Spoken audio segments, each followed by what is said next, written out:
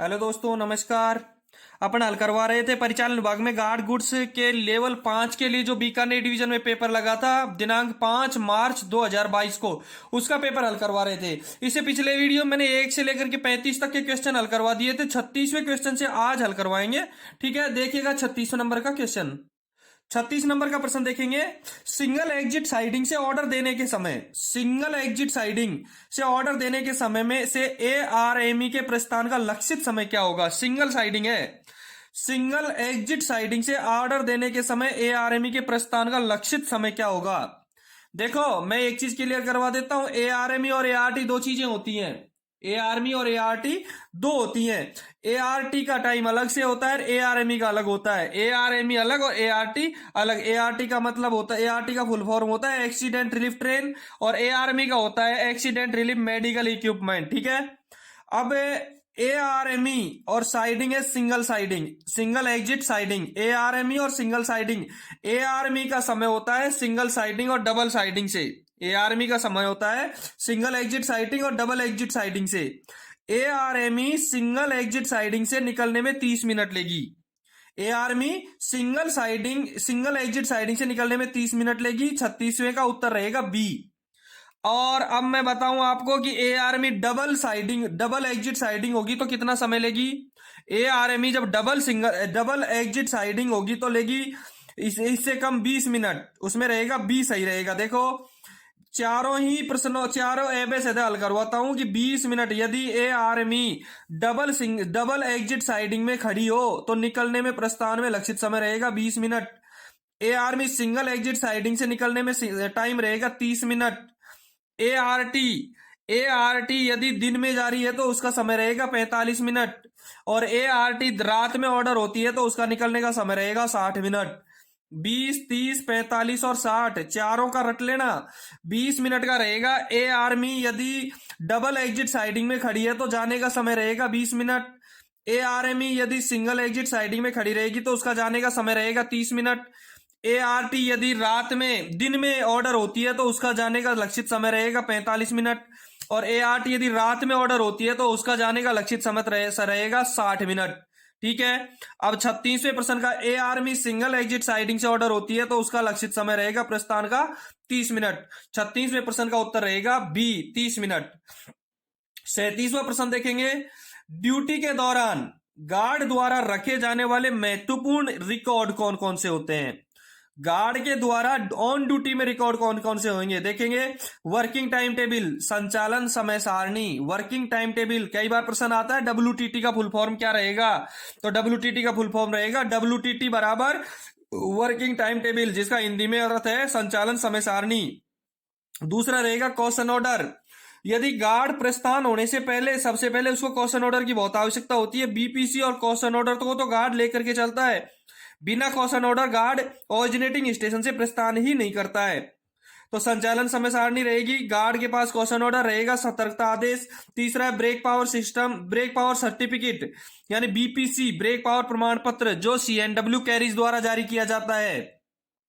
Question order परिचालन विभाग द्वारा जारी किया जाता है। Brake power certificate, brake power प्रमाण पत्र कैरिज विभाग द्वारा जारी किया जाता है। तो ड्यूटी के दौरान गार्ड के रखे जाने वाले महत्वपूर्ण रिकॉर्ड तीनों ही रहेंगे। A, B और C तीनों सही रहेगा।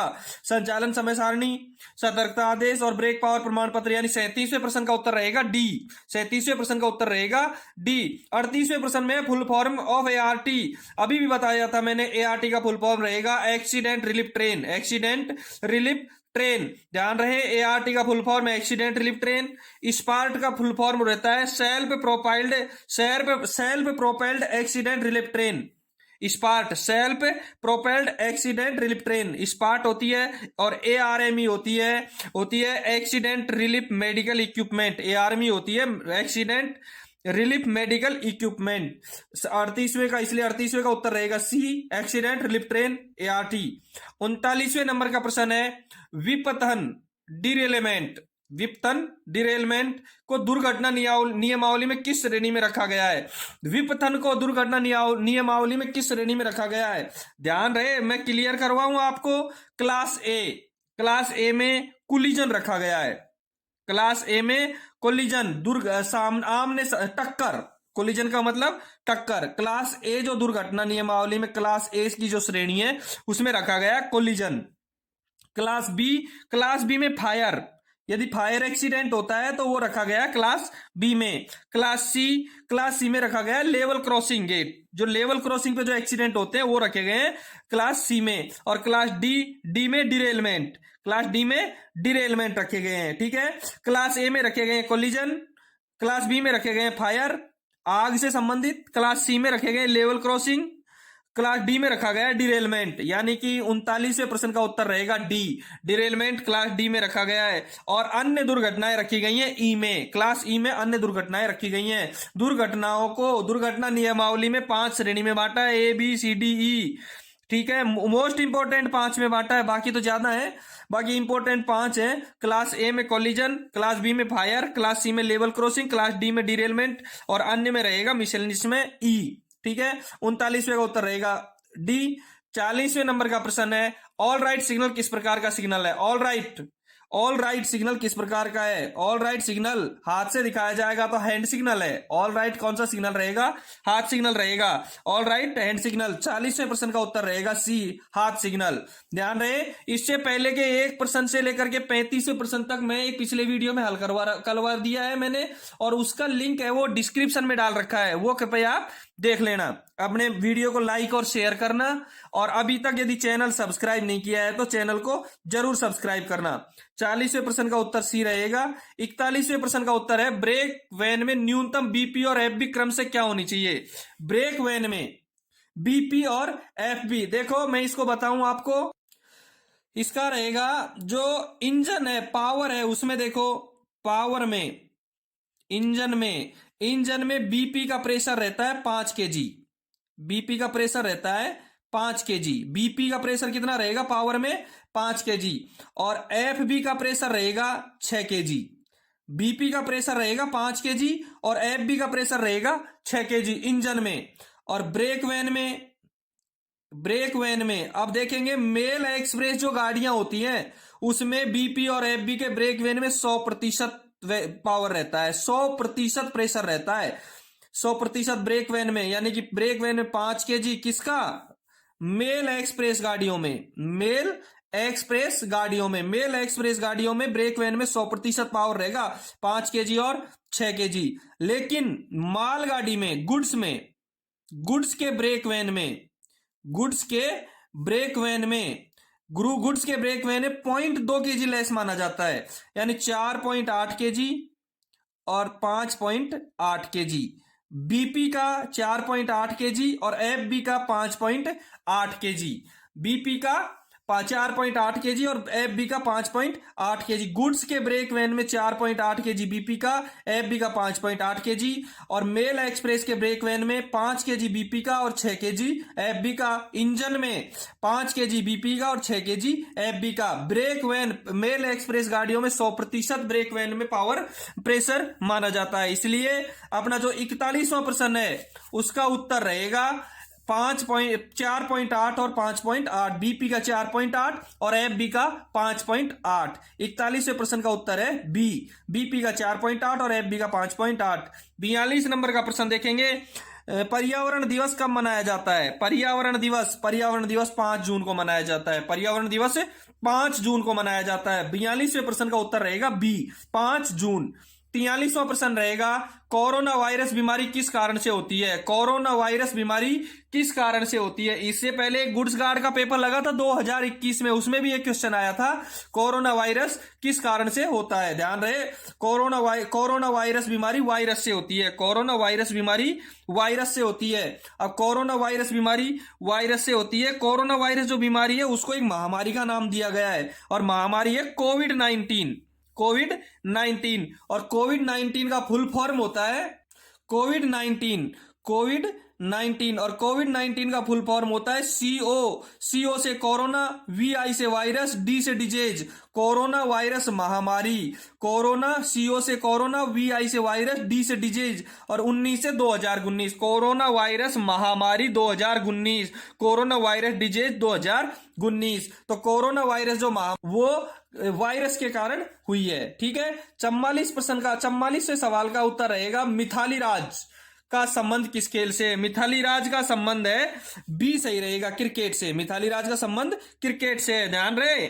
मिथाली राज एक भारत की ऐसी महिला खिलाड़ी है जिसने T20 अंतरराष्ट्रीय क्रिकेट में 2000 या इससे ज्यादा रन बनाए। मिथाली राज भारत की एक ऐसी महिला खिलाड़ी है जिसने T20 अंतरराष्ट्रीय क्रिकेट में 2000 या इससे ज्यादा रन बनाए हैं। और ये भी कह सकते हैं हम कि मिताली राज एक एकमात्र ऐसी खिलाड़ी है जिसने एक से अधिक आईसीसी ओडीआई विश्व कप में, एक से अधिक आईसीसी वनडे इंटरनेशनल विश्व कप फाइनल में भारत का नेतृत्व किया है। जो कितनी बार? 2 बार, एक से अधिक। देखो, इसने 2005 विश्व कप में और 2017 विश्व कप में भारत का नेतृत्व किया है। एकमात्र ऐसी खिलाड़ी है जिसने वनडे इंटरनेशनल विश्व कप में 2 बार भारत का नेतृत्व किया है, 2005 और 2017 में। तो मिताली राज का संबंध क्रिकेट से रहेगा। ठीक है, 44वें का उत्तर रहेगा बी। 45वां प्रश्न देखेंगे, western dedicated freight corridor. Western dedicated freight corridor western dedicated freight corridor निम्न में से किस राज्य से गुजरता है? देखो, वेस्टर्न डेडिकेटेड फ्रेट कॉरिडोर है वो किन राज्यों से गुजरता है? राजस्थान, गुजरात और महाराष्ट्र। 45वें प्रश्न में देखोगे तो एक तो 2 कॉरिडोर हैं हमारे यहाँ, 2 कॉरिडोर बनाए गए हैं। एक तो वेस्टर्न डेडिकेटेड फ्रेटियर कॉरिडोर यानी डीएफसी, वेस्टर्न डीएफसी है, और एक ईस्ट डीएफसी है। वेस्टर्न डीएफसी और एक ईस्ट डीएफसी है।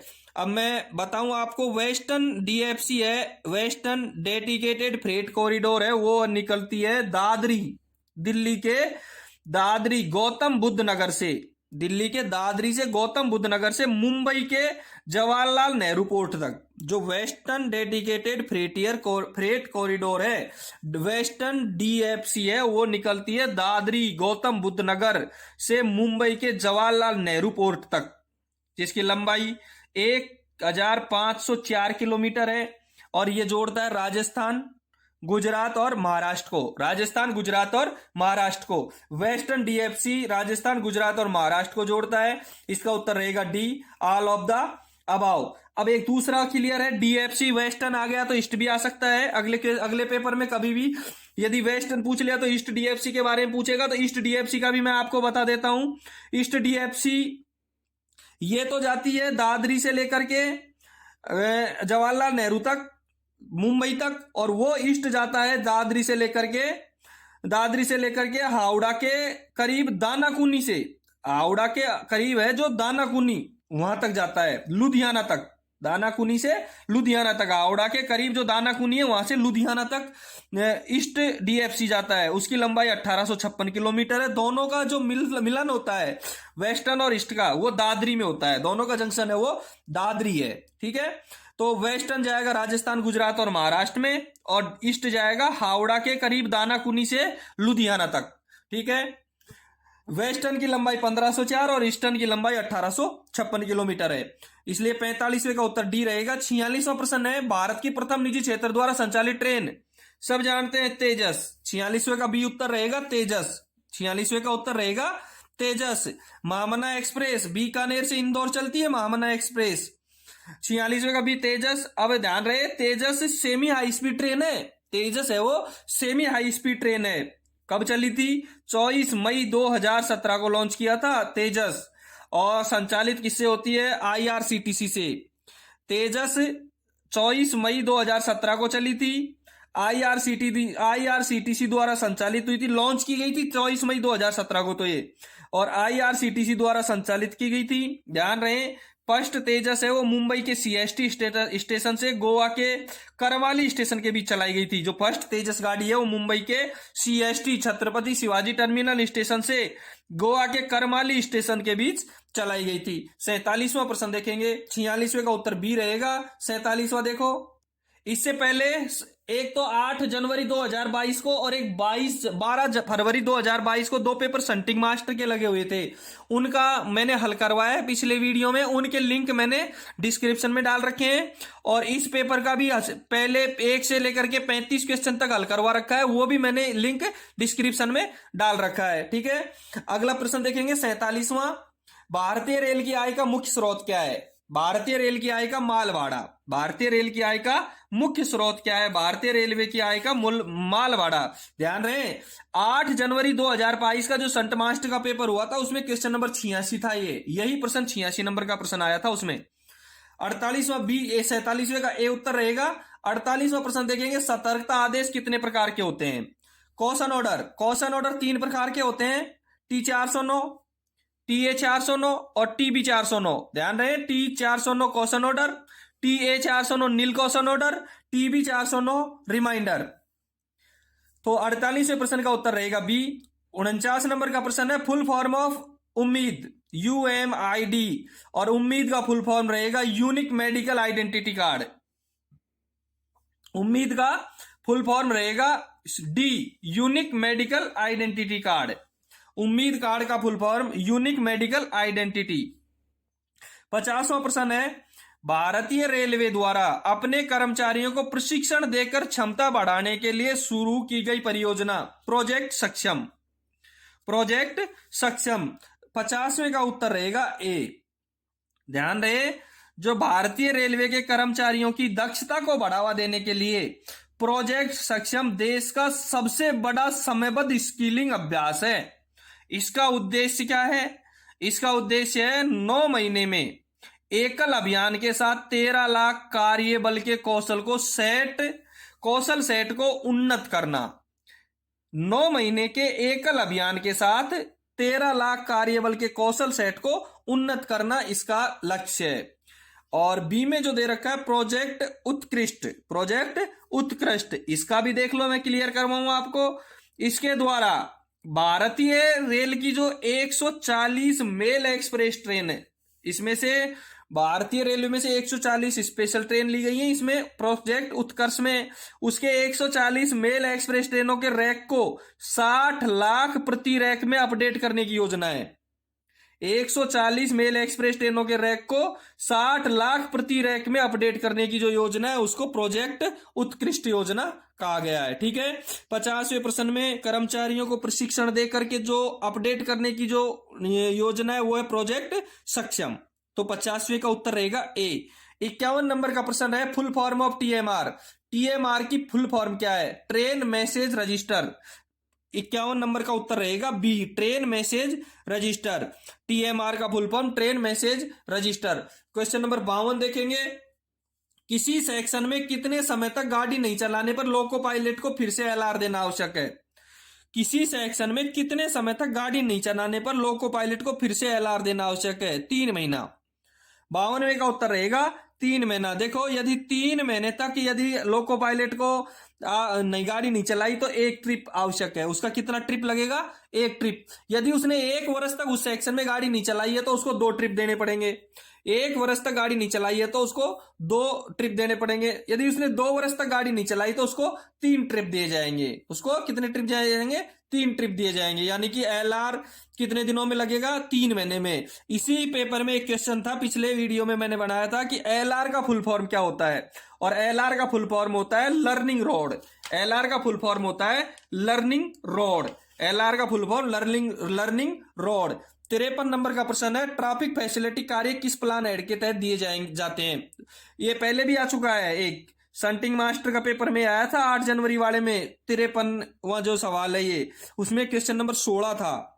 उसमें क्वेश्चन नंबर 16 था कि ट्रैफिक फैसिलिटी कार्य किस प्लान एड के दिया जाता है। ध्यान रहे, traffic facility plan aid 16 PH 16 के तहत, PH 16 के तहत। 56 नंबर का प्रश्न देखेंगे, वह 1 वर्ष के दौरान कुल कितनी LAP होती हैं?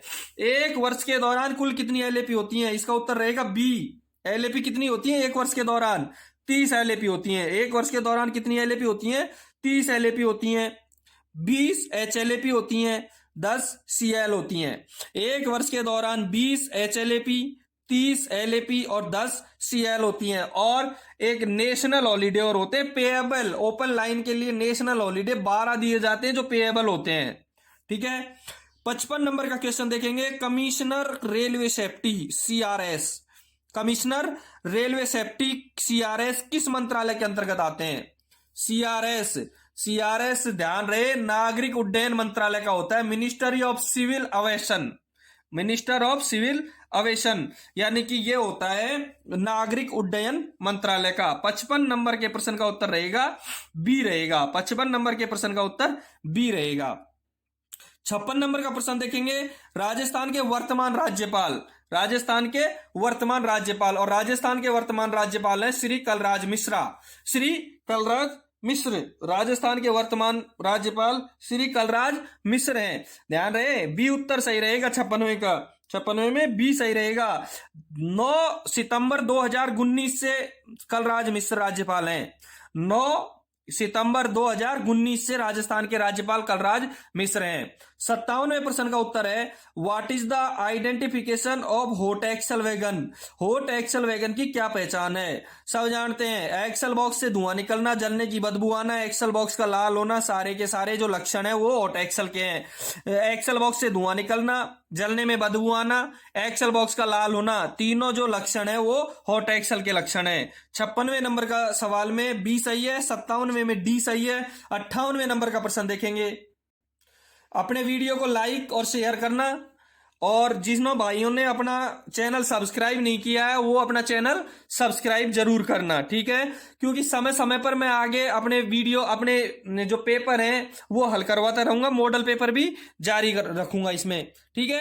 58वें नंबर का प्रश्न देखेंगे, एयर ब्रेक गाड़ी में कंटिन्यूटी टेस्ट कब किया जाता है? एयर ब्रेक गाड़ी, वर्तमान में जो चलने वाली गाड़ी है वो सारी एयर ब्रेक से चलती हैं, उसका कंटिन्यूटी टेस्ट, ध्यान रहे कंटिन्यूटी टेस्ट किया जाता है गार्ड और ड्राइवर के बीच, कंटिन्यूटी टेस्ट किया जाता है गार्ड और ड्राइवर के बीच। एक पहले भी एक क्वेश्चन आया था कंटिन्यूटी टेस्ट के बारे में कि कंटिन्यूटी टेस्ट के समय गार्ड कौन सी झंडी दिखाएगा, ध्यान रहे लाल झंडी दिखाएगा, कंटिन्यूटी टेस्ट के दौरान गार्ड लाल झंडी दिखाएगा। और कंटिन्यूटी टेस्ट कहां कहां की जाती है? 58वें में देखो, प्रारंभिक स्टेशन पर स्टेबल लोड को क्लियर करते समय और काटते और या वाहन को जोड़ते समय, तीनों समय ही कंटिन्यूटी टेस्ट किया जाएगा। 58वें का उत्तर रहेगा डी, कंटिन्यूटी टेस्ट कब किया जाता है? प्रारंभिक स्टेशन पर स्टेबल लोड को क्लियर करते समय और वाहन जोड़ते और काटते समय। 59 नंबर का प्रश्न देखेंगे, सामान्य एवं सहायक नियम पुस्तिका में संशोधन हेतु कौन अधिकृत है? G&SR में संशोधन हेतु कौन अधिकृत है? 8 जनवरी 2022 का जो संटिंग मास्टर का पेपर लगा था उसमें 50 नंबर का क्वेश्चन था कि सामान्य एवं सहायक नियम पुस्तिका में सामान्य नियमों को संशोधन करते हेतु कौन अधिकृत है? उत्तर रहेगा CRB, और CRB का फुल फॉर्म रहेगा chairman of railway board, chairman of railway board. देखो जो भारतीय रेलवे बोर्ड का अध्यक्ष होता है, चेयरमैन होता है वो, और CO भारतीय रेल के एक प्रशासनिक प्रमुख हैं। भारतीय रेलवे बोर्ड के अध्यक्ष और CO भारतीय रेलवे के प्रशासनिक प्रमुख हैं, जो रेल मंत्री के माध्यम से भारत की संसद के समग्र नियंत्रण में कार्य करते हैं। रेल मंत्री के माध्यम से भारत की संसद के समग्र नियंत्रण में कार्य करते हैं। दूसरी बात बताऊं, जो चेयरमैन, जो अध्यक्ष होता है रेल मंत्रालय का, वो रेल मंत्रालय के लिए भारत सरकार के पदेन प्रधान सचिव के रूप में भी कार्य करता है। जो रेल मंत्रालय का जो चेयरमैन होता है रेलवे बोर्ड का, वो रेल मंत्रालय के लिए भारत सरकार के पदेन प्रधान सचिव के रूप में भी कार्य करता है। इसलिए 59वें नंबर का उत्तर रहेगा बी। 60वें नंबर का प्रश्न देखेंगे, निम्न में से कौन सी प्राकृतिक आपदा नहीं है? प्राकृतिक आपदा, नेचुरल कैलेमिटी, निम्नलिखित में से कौन सी प्राकृतिक आपदा नहीं है? भूकंप, बाढ़, डिरेलमेंट, भूकंप, बाढ़, अवपतन और चक्रवात। देखो ये प्रश्न पहले भी आया हुआ है, 12 फरवरी 2022 का जो संटिंग मास्टर का पेपर लगा था उसमें आया था ये प्रश्न, 78 नंबर का प्रश्न था ये। निम्न में से कौन सी प्राकृतिक आपदा नहीं है? देखो इसमें उत्तर रहेगा आपका सी, डिरेलमेंट, अवपतन। मैं आपको बताऊं कि आपदा प्रबंधन अधिनियम 2005 के अनुसार, आपदा प्रबंधन अधिनियम 2005 के अनुसार भूकंप, बाढ़, चक्रवात, भूस्खलन, सुनामी, शीतलहर आदि जो घटनाएं हैं, आदि जो घटनाएं हैं वो इसमें शामिल की गई है प्राकृतिक आपदा में। प्राकृतिक आपदा प्रबंधन अधिनियम 2005 के अनुसार भूकंप, बाढ़, चक्रवात, भूस्खलन, सुनामी और शीतलहर ये इसमें शामिल किए गए हैं। 2005 का जो अधिनियम था उसके अनुसार देखो जीएम जो कई जगह घटनाएं घटती हैं उनको प्राकृतिक आपदा की घोषणा के लिए नामित कौन करता है ये भी मैं क्लियर करवाऊं। ये ऐसा आपदा प्रबंधन अधिनियम 2005 में लिखा गया है कि आपदा प्राकृतिक आपदा घोषणा करने का अधिकार किसको है? जीएम को, जीएम नहीं है तो एजीएम को, और एजीएम नहीं है तो सीएसओ को। महाप्रबंधक को, महाप्रबंधक की अनुपस्थिति में अपर महाप्रबंधक को, और अपर महाप्रबंधक की अनुपस्थिति में मुख्य संरक्षा अधिकारी को ये इसकी घोषणा कर सकते हैं। इसलिए 60वें प्रश्न का उत्तर रहेगा सी। 61वें प्रश्न देखोगे, इंसुलेटेड एवं डेड ओएचई, इंसुलेटेड एवं डेड ओएचई का छोटा सा भाग जो दो निकटवर्ती सब स्टेशन को अलग करता है। इंसुलेटेड एवं डेड ओएचई का छोटा सा भाग, इंसुलेटेड जहां खत्म हो जाता है और डेड ओएचई जहां बिजली नहीं है, ऐसा भाग जो दो निकटवर्ती सब स्टेशन को अलग करता है। देखो दो sub station, sub station TSS, sub station कहेंगे तो TSS, TSS traction sub station, traction sub station, दो सब स्टेशन को टीएसएस को टीएसएस से जोड़ने के बीच में अलग करता है, इन दोनों को अलग करता है, टीएसएस से टीएसएस को अलग करता है, उसको क्या कहेंगे? उसको कहेंगे नेचुरल सेक्शन।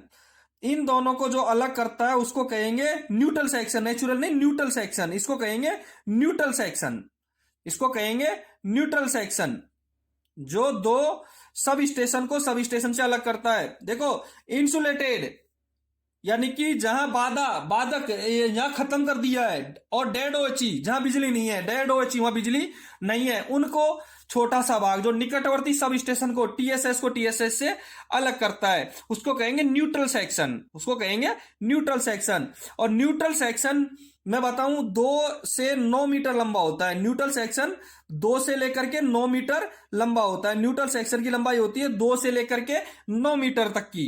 ध्यान रहे न्यूट्रल सेक्शन से पहले 500 मीटर पहले और 250 मीटर पहले लोको पायलट हेतु पेंटो को सही करने हेतु स्विच को ऑन ऑफ करने हेतु एक बोर्ड लगे रहते हैं। पेंटो को सही करने हेतु यानी कि करंट को छोड़ना और लेने के लिए बोर्ड लगे होते हैं न्यूट्रल सेक्शन से पहले। ठीक है, टीएसएस से टीएसएस ट्रैक्शन सब स्टेशन से ट्रैक्शन सब स्टेशन के बीच में जो अलग करता है जो भाग उसको कहेंगे न्यूट्रल सेक्शन। इसका मतलब हुआ 61 नंबर के प्रश्न का उत्तर रहेगा बी, न्यूट्रल सेक्शन। 62 नंबर का प्रश्न देखेंगे, यदि एक कक्षा में 85% छात्र उत्तीर्ण हुए, एक कक्षा में 85% छात्र उत्तीर्ण हुए और कुल छात्र 30 अनुत्तीर्ण रहे तो कुल कितने छात्र परीक्षा में सम्मिलित हुए? एक कक्षा में 85% छात्र उत्तीर्ण हुए और कुल 30 छात्र अनुत्तीर्ण हुए तो कुल कितने छात्र परीक्षा में सम्मिलित हुए? देखो उत्तीर्ण कितने प्रतिशत हुए? 85%। ध्यान रहे 100% होते हैं टोटल, उत्तीर्ण 85% हुए तो अनुत्तीर्ण कितने हुए? उत्तीर्ण 85% हुए, अनुत्तीर्ण 15%। 85% जब उत्तीर्ण हो गए तो फेल कितने हो गए? 15%। और फेल की संख्या दी गई है 30 छात्र, यानी कि कक्षा में जो कुल छात्र थे उनका 15% फेल हो गए और वो कितने हुए? 30। कक्षा में जो कुल छात्र थे उसका 15% फेल हो गए और फेल होने वालों की संख्या है 30, यानी कि उत्तीर्ण अनुत्तीर्ण होने वाले छात्र 15% है और उनकी संख्या 30 है। तो हम मान लेते हैं कुल x छात्र थे और x छात्र का 15% फेल हो गए और फेल कितने हुए? 30। तो x का 15% बराबर 30, x का मान निकालेंगे, x बराबर 30। 15% का मतलब होता है 15/100, इधर जाएगा बराबर के तो उल्टा हो जाएगा, 100/15 हो जाएगा, 100/15 हो जाएगा। 15 एकम 15, 15 दूनी 30, 100 को 2 से गुणा करेंगे 200। कक्षा में कुल कितने छात्र थे? 200 छात्र थे। 85% उत्तीर्ण हो गए तो 15% अनुत्तीर्ण रहे, और 15% की संख्या 30 है, यानी कि 15% छात्र अनुत्तीर्ण हुए, उनकी संख्या 30 है। तो कुल छात्र हमने x मान लिया, x का 15% बराबर 30, तो x बराबर 30 गुणा 15% का मतलब 15/100, 100/15, 15 का भाग 30 में दिया 2, 2 को 100 से गुणा 200, यानी कि कुल छात्र कितने थे? 200 छात्र थे। 62वें प्रश्न का उत्तर रहेगा बी, 200 छात्र। 63 नंबर के प्रश्न, क्वेश्चन नंबर 62 का उत्तर हो जाएगा बी, 200। 63 नंबर का प्रश्न देखेंगे, बंद सर्किट रैक की बीपीसी की वैधता क्या रहेगी? बंद सर्किट रैक की बीपीसी की वैधता क्या रहेगी? देखो, बंद सर्किट रैक की बीपीसी की वैधता इसमें दे रखा है बी, 30 + 5 दिन, 30 + 5 दिन। और किलोमीटर में यदि अपन देखते हैं तो CNW इसका बीपीसी देता है बंद सर्किट रैक का, और इसकी क्लोज सर्किट रैक की जो वैधता होती है वो होती है 6000 किलोमीटर, 6000 किलोमीटर, और प्लस में रहेगी 1500 किलोमीटर, यानी कि 7500 से ज्यादा चल नहीं पाएगा। वैसे इसकी वैलिडिटी 6000 किलोमीटर की होती है, और दिन में देखा जाए तो 30 दिन की होती है, लेकिन 35 दिन से ज्यादा ये नहीं चल पाएगा। 63वें प्रश्न में उत्तर रहेगा बी। सब प्रश्न संख्या 64 देखेंगे, निम्नलिखित संख्या सीरीज का अगलांक क्या रहेगा? निम्नलिखित संख्या सीरीज का अगलांक क्या रहेगा? देखो, 3, 9 और 27, 3, 9 और 27, और अगला अंक चाहिए। 3 को और 9 में क्या संबंध है, और 9 में और 27 में क्या संबंध है? 3 को गुणा 3 किया तो 9 प्राप्त हो गया, 9 को गुणा 3 किया तो 27 प्राप्त हो गया। इसका मतलब अगली संख्या प्राप्त करने के लिए 27 को किससे गुणा करेंगे? 3 से, और अगला डिजिट हो जाएगा 27 81। 3, 9, 27, 3 को 3 से गुणा किया 9 प्राप्त हो गया, 9 को 3 से गुणा किया 27 प्राप्त हो गया, 27 को 3 से गुणा करने पर 81 प्राप्त हो गया। अगले प्रश्न का उत्तर रहेगा 81। 64 नंबर का प्रश्न है, उसका उत्तर रहेगा सी, 81।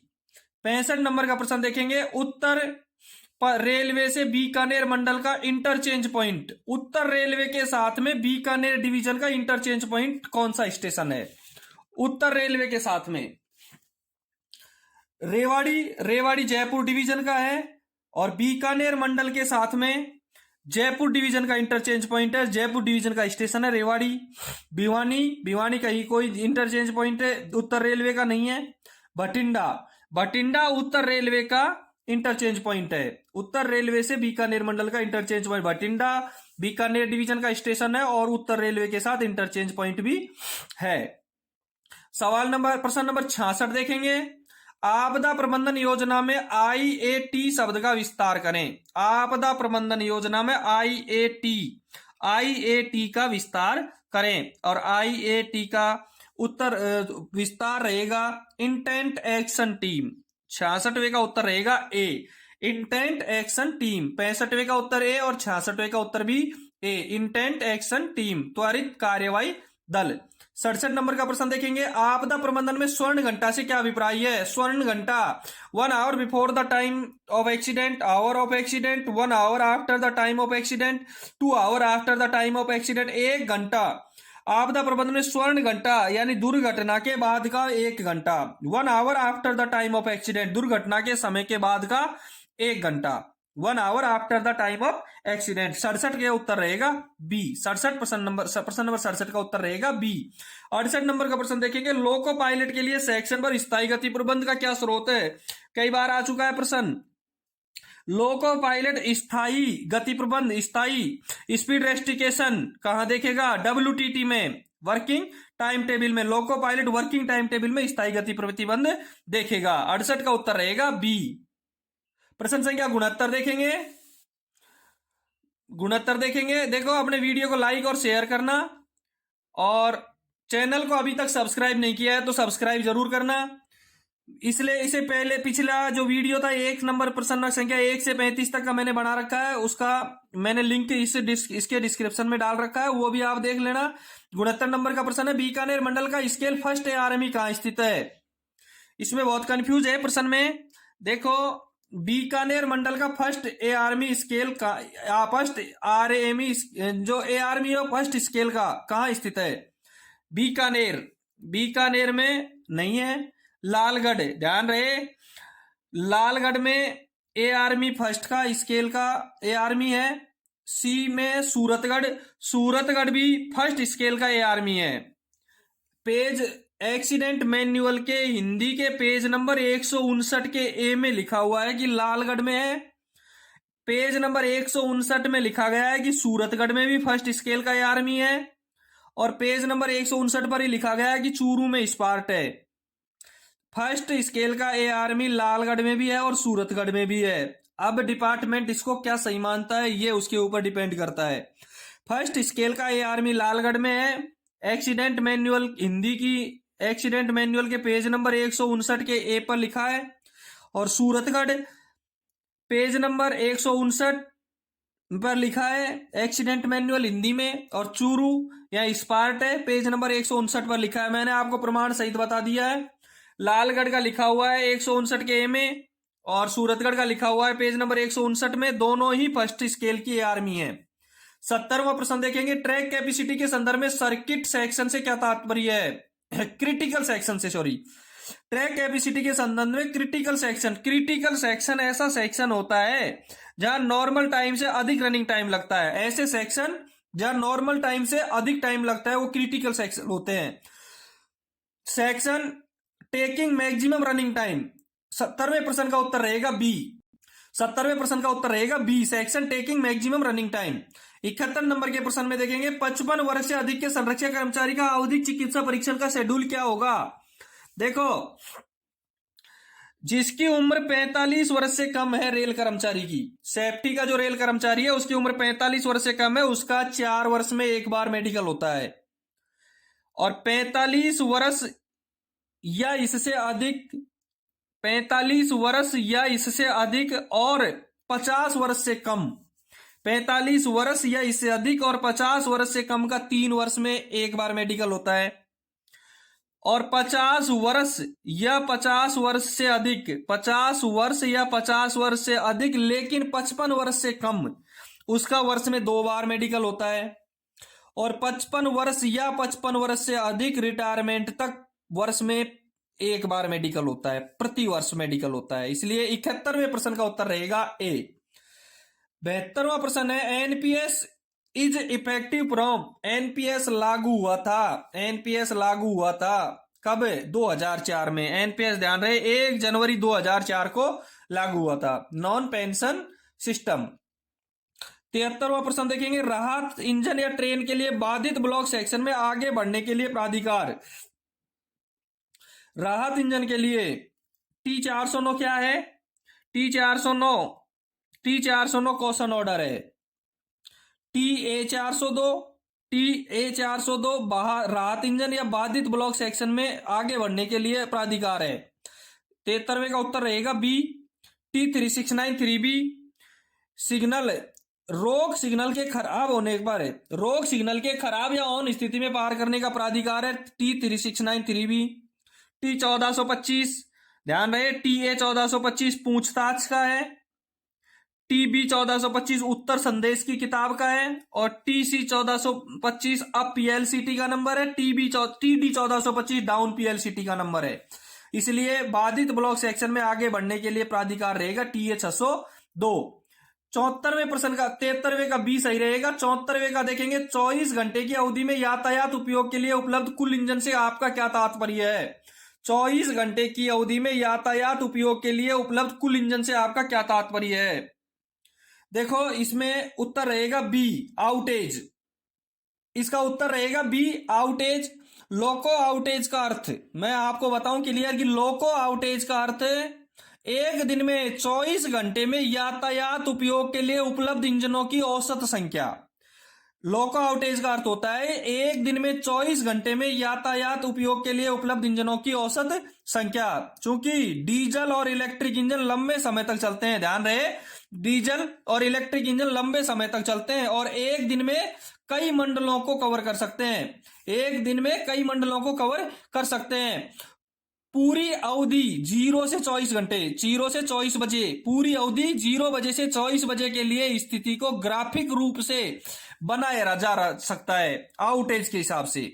जो पूरी ग्राफिक स्थिति को जो संभाल के रख 0 बजे से 24 बजे तक की जो ग्राफिक स्थिति है उसको लोको आउटेज में संभाल के रखा जा सकता है। मैं आपको फिर से बता दूं, ये एक ऐसी दिन के 24 घंटे में यातायात उपयोग के लिए उपलब्ध इंजनों की औसत संख्या को लोको आउटेज कहेंगे। 74वें का प्रश्न रहेगा बी। 75 नंबर का प्रश्न है, फोएस मॉड्यूल में टर्मिनल प्रबंध प्रणाली में डाटा प्रविष्टि के लिए कौन सा विभाग जिम्मेदार है? 75वां प्रश्न रहेगा, फ्रेट ऑपरेशन इंफॉर्मेशन सिस्टम में, फ्रेट ऑपरेशन इंफॉर्मेशन सिस्टम में टर्मिनल प्रबंधन प्रणाली में डाटा प्रविष्टि के लिए कौन सा विभाग जिम्मेदार रहेगा? B, commercial department.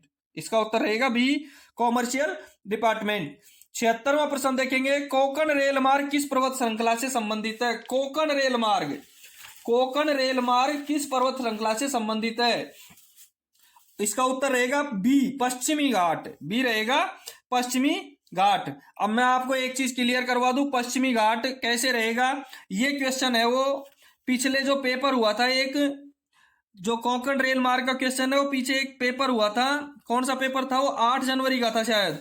8 जनवरी का जो पेपर था उसमें क्वेश्चन नंबर 96 था। ये 8 जनवरी का जो पेपर था संटिंग मास्टर का, उसका क्वेश्चन नंबर 96 था, कोंकण रेल मार्ग किस पर्वत श्रृंखला से गुजरता है? उत्तर रहेगा पश्चिमी घाट। देखो, कोंकण रेलवे भारत की जो वाणिज्यिक राजधानी है मुंबई, उसको मंगलौर से जोड़ता है। कोंकण रेल मार्ग मुंबई को, भारत की जो वाणिज्यिक राजधानी है उसको मैंगलोर से जोड़ता है। इसकी लंबाई 736 किलोमीटर है और ये 3 राज्यों को जोड़ता है, महाराष्ट्र, गोवा और कर्नाटक। ये महाराष्ट्र, गोवा और कर्नाटक को जोड़ता है। इंपॉर्टेंट क्यों है? क्योंकि इसके ऊपर 736 किलोमीटर में 2000 तो पुल है और 92 सुरंग है। कोंकण रेल मार्ग पर 2000 पुल और 92 सुरंग है। इसकी मंजूरी 15 सितंबर 1990 को मिली थी और इसका निर्माण दिल्ली के मेट्रो वाले मेट्रोमैन, कौन है? दिल्ली के मेट्रो वाले मेट्रोमैन श्रीधरन, डॉक्टर ई श्रीधरन इसके डायरेक्टर थे पश्चिमी घाट के। इंपॉर्टेंट रिपीट कर देता हूं, ये भारत की वाणिज्यिक राजधानी मुंबई को मैंगलोर से जोड़ता है। इसकी लंबाई 736 किलोमीटर है। ये महाराष्ट्र से गोवा, कर्नाटक को जोड़ता है और इस पर 2000 पुल है, 92 सुरंग है। इसकी मंजूरी 15 सितंबर 1990 को मिली और इसके निर्माणकर्ता जो डायरेक्टर थे वो है दिल्ली के मेट्रो वाले मेट्रोमैन श्रीधरन, डॉक्टर ई श्रीधरन। ठीक है, आगे देखेंगे 77वें प्रश्न का उत्तर देखेंगे, सवारी गाड़ी के ब्रेक वैन में अग्निशमन यंत्र सुनिश्चित करना किसकी जिम्मेदारी है? कैरिज एंड वैगन डिपार्टमेंट की, C&W, carriage and wagon department की। 77वें प्रश्न का उत्तर रहेगा डी। 78वें प्रश्न में है, उत्तर पश्चिमी रेलवे का क्षेत्राधिकार किस सर्कल के CRS के अंतर्गत आता है? ध्यान रहे, 8 जनवरी 2022 का जो संटिंग मास्टर का पेपर था उसका 33 नंबर का क्वेश्चन था। ये उसका 33 नंबर का क्वेश्चन था, CRS पश्चिमी सर्किल का। उत्तर रहेगा इसका बी, पश्चिमी सर्किल का। 78वें प्रश्न का उत्तर रहेगा बी, पश्चिमी सर्किल। ध्यान रहे, पश्चिमी सर्किल। और ये जो CRS है ये होता है उड्डयन मंत्रालय का, ये होता है उड्डयन मंत्रालय का व्यक्ति होता है। इसके अधिकार क्षेत्र में अपने जो CRS है पश्चिमी सर्किल का, इसके अधिकार क्षेत्र में 2 रेलवे हैं, एक वेस्टर्न रेलवे है और एक नॉर्थ वेस्टर्न रेलवे है, NWR और WR। एक चीज और बताऊं आपको कि संपूर्ण भारत की जो रेलवे है उसको 9 CRS क्षेत्रों में बांटा गया है। भारत को CRS के अनुसार भारत को 9 सर्किलों में बांटा गया है। 9 CRS बैठते हैं हिंदुस्तान में, भारतीय रेल में पूरे 9 CRS बैठते हैं। 79 नंबर का प्रश्न देखेंगे, full form of DRS card, full form of DRS card. इसका उत्तर रहेगा A, deficiency rolling stock card, deficiency rolling stock card. 79 का उत्तर रहेगा ए। अगला क्वेश्चन देखेंगे 80वां प्रश्न देखेंगे, isolator switch is not use for breach of current but for breach of circuit. Isolator switch current को भंग करने के लिए हेतु नहीं अपितु सर्किट को भंग करने के लिए होता है। हाँ या ना ऐसा देना है। देखो ये सही है।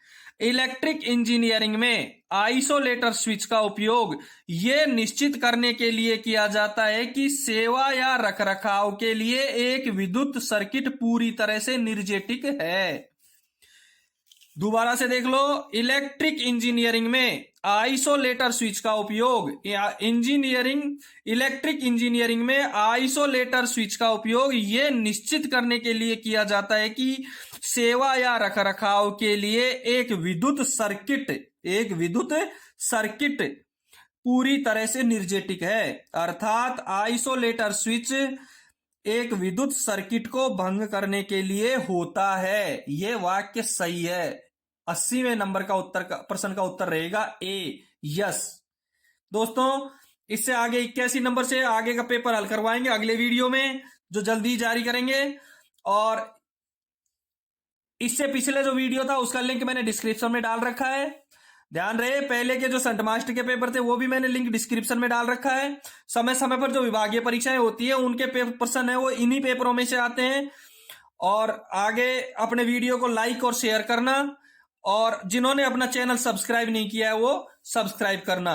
ध्यान रहे, आगे टीसी का पेपर होगा, मैं टीसी का एक पेपर है मेरे पास में वो डालूंगा, और मॉडल पेपर है 2, मैं टीसी के 2-3 पेपर हल करवाऊंगा इसके बाद में। तो अपने चैनल को सब्सक्राइब जरूर करें। धन्यवाद, बेस्ट ऑफ लक।